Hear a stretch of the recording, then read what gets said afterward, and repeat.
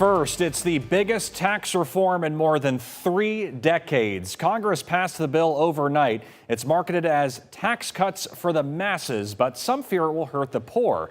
41 Action News reporter Belinda Post spoke to local lawmakers for their reaction.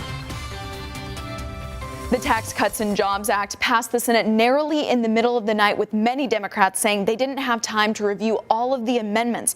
They also claim it comes at the expense of the poor. All Americans ought to be just brutally angry because what was done last night has been to put a debt on their grandchildren and their great-grandchildren. Is passed. It's estimated a family of 4 would save about $1,200 the first year, but the credits don't stay.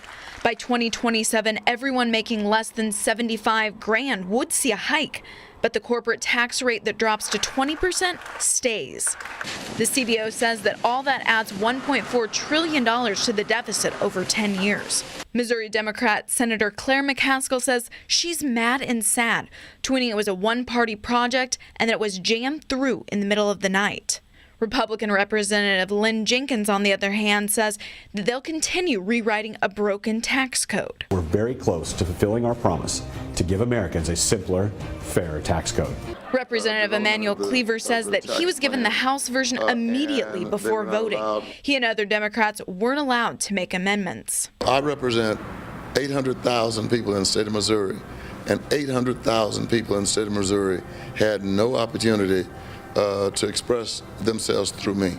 The bill also doubles the deduction threshold. Now it's more likely people won't itemize their deductions. It also limits the property tax break. You only get a break up to $10,000. The next step is a committee will have to reconcile the 2 bills, and then it'll have to be voted on by both the House and the Senate. All of that before it ever gets to the president's desk. Reporting from the newsroom, Belinda Post, 41 Action News.